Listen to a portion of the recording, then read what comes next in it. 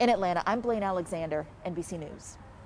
And another disturbing situation, at least 2 people were killed in a shooting at a Roundy's distribution center in Wisconsin. Police say an active tactical situation at the facility in Oconomowoc near Milwaukee started early this morning. They'd received a call of an accident involving foul play. Police say life-saving measures were attempted on 2 people, but they were pronounced dead at the scene.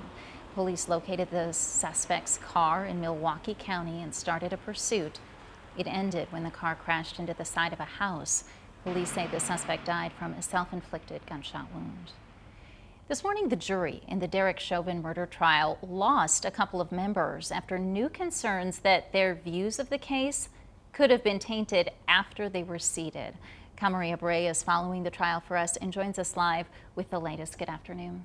Hey, Jess. Well, yesterday the court was at 9 jurors, but this morning 2 jurors were dismissed.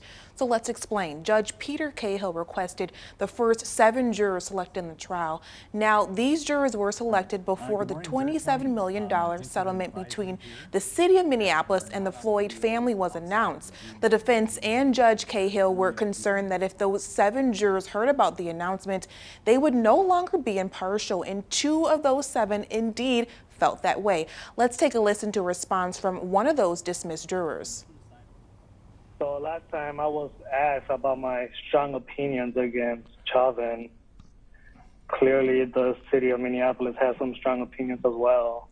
And this just kind of confirms my opinions that I already had. So again, the court now stands at 7 jurors. Now the defense has asked the judge to delay or change the location of the trial. Judge Cahill has not made a decision on that request. Jess. Thank you.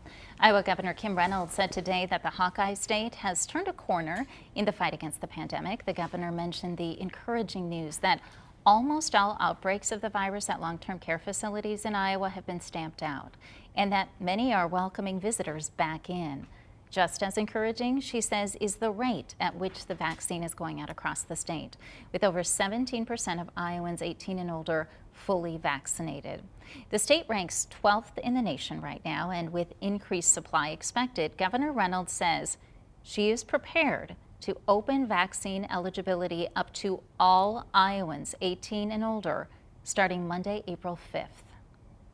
We all want life to get back to normal, for our businesses to rebound, for our high school seniors to graduate together, our church communities to gather again fully in person, and our families to be reunited.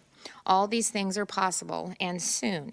But like everything else over this past year, it will depend on all of us doing our part for the greater good. The governor also applauded the state's new 211 phone line, which has helped thousands of Iowa seniors schedule appointments to receive their vaccine at Hy-Vee pharmacies.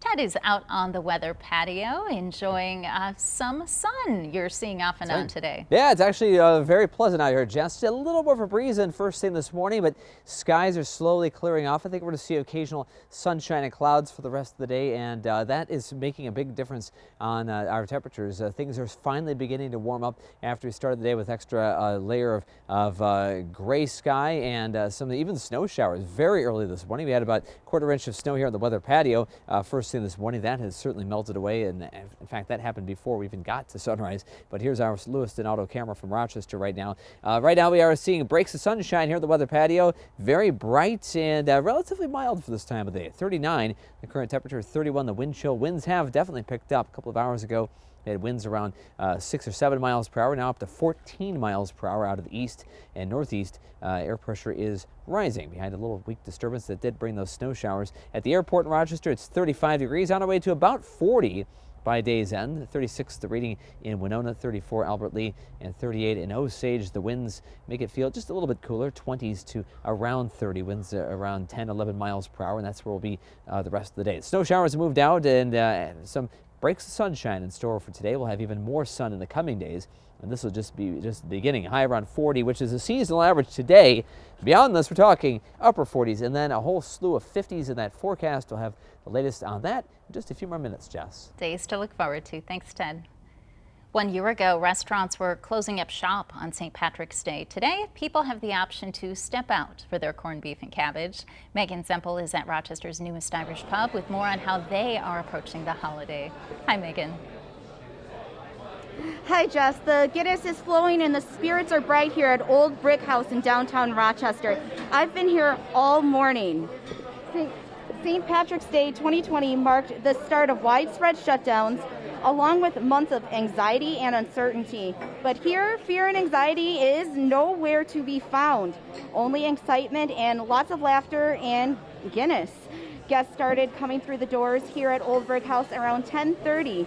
They are being greeted with eager staff, happy that St. Patrick's Day 2021 is looking a little bit more normal. Old Brick House has only been